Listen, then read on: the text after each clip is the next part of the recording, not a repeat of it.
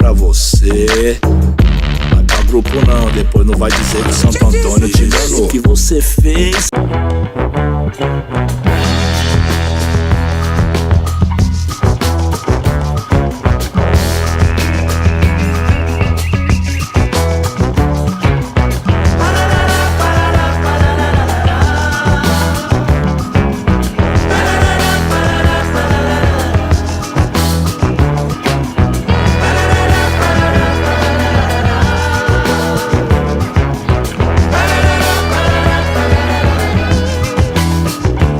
Bom, a palavra engajado é uma palavra perigosa do ponto de vista de você classificar alguém. Por quê? Porque há uma crítica brasileira, né, que considera o engajado o não elaborado, certo?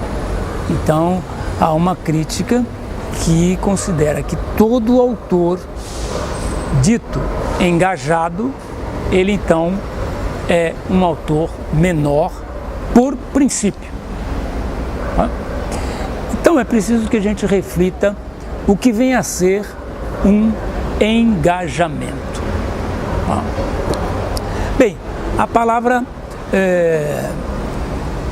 engajamento significa que alguém tem um apego e uma dedicação a uma determinada área da atividade crítica. Tomando isso como princípio, nós começamos a deixar de lado esse preconceito contra o que é engajado. Por outro lado, eu preciso dizer o seguinte: todo artista deve estar engajado, antes de mais nada, na sua arte. Não? Estar engajado na sua arte significa aquilo que Lima Barreto dizia, não é? Que ele havia largado tudo pela literatura. Então, este é um aspecto importante que diz respeito ao meu trabalho. Eu deixei e deixo de fazer muitas coisas, de me dedicar a muitas outras coisas para me dedicar à literatura. Então isto é um engajamento. Como autor que se engaja numa vertente crítica, eu sou um autor negro brasileiro. Por quê? Porque eu não quis e não quero lançar fora a minha subjetividade humana, que pressupõe as experiências que eu tenho como ser humano, né?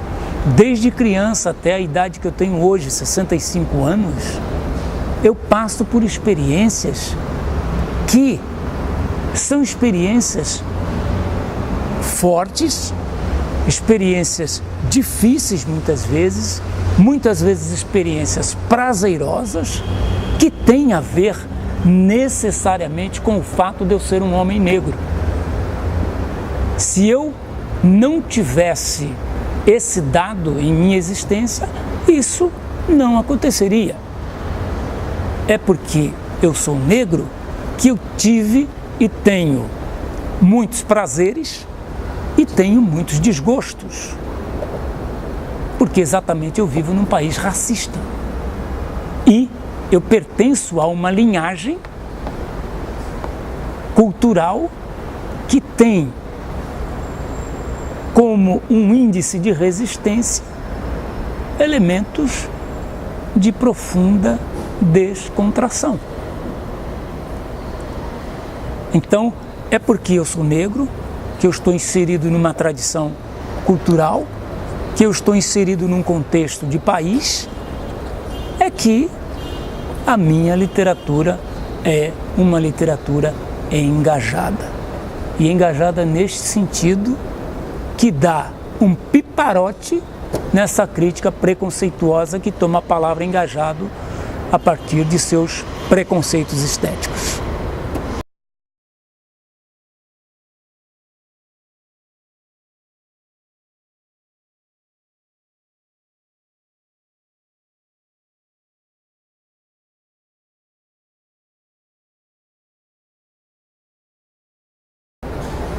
O dramaturgo hoje, ele é aquele que trabalha junto com a companhia.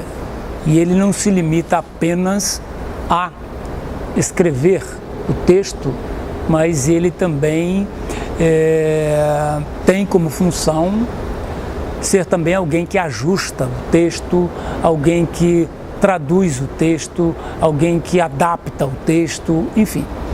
Dramaturgo hoje é isso. Eu sou um escritor de peças de teatro.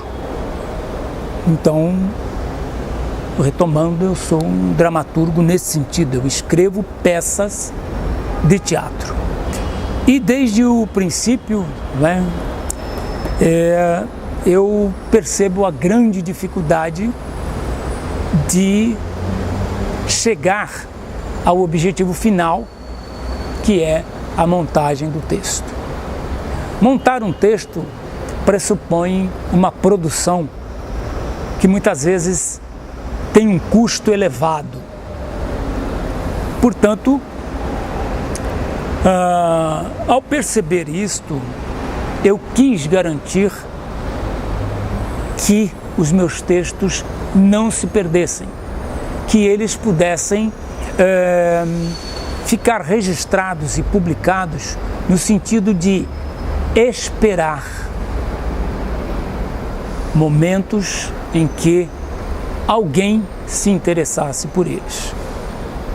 Daí a minha preocupação em publicá-los, mesmo que eles não tenham sido montados. Com isto, eu consigo uma comunicação com novas gerações e também consigo superar a rejeição que o dramaturgo tradicional passou a ter no teatro de forma geral. E digo isso, rejeição por conta de... Houve um momento em que no teatro os atores e diretores resolveram tomar o lugar daquele que produz o texto e fazer obras coletivas. Bem, esse é um momento do teatro, é um momento em que os atores resolvem entrar em uma seara de criação que não lhes é própria. Bom, nós tivemos e temos produções excelentes, mas, no meu modo de entender, a maior parte das produções trazem a figuração de verdadeiras colchas de retalho. Por quê?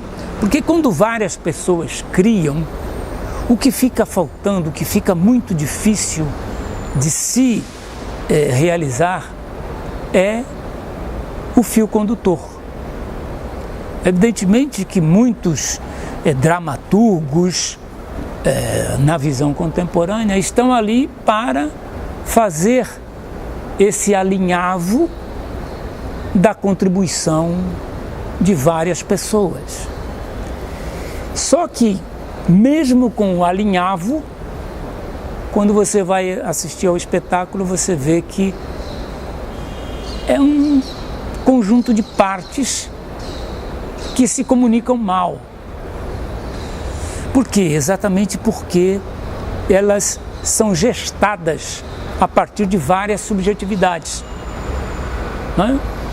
Então nós vamos ter peças que carecem muito de uma visão de conjunto, de uma visão de todo, né? Do ponto de vista do teatro negro especificamente, creio que a gente tem problemas também relativos à subjetividade, porque alguns grupos negros Os atores são negros, mas o dramaturgo é branco. Então há uma dissintonia também de lugar de fala, né? Os atores contribuem nas oficinas com as suas performances, né? Com suas criações, mas no momento da amarração você tem uma subjetividade outra, não é? E quando eu falo de subjetividade, eu estou falando de lugar existencial, né? De experiência existencial. Por outro lado, eu acho que existe aí também nessa questão um elemento fundamental. Os grupos negros que realizam montagens coletivas, eles também realizam montagens que pressupõem uma autoproteção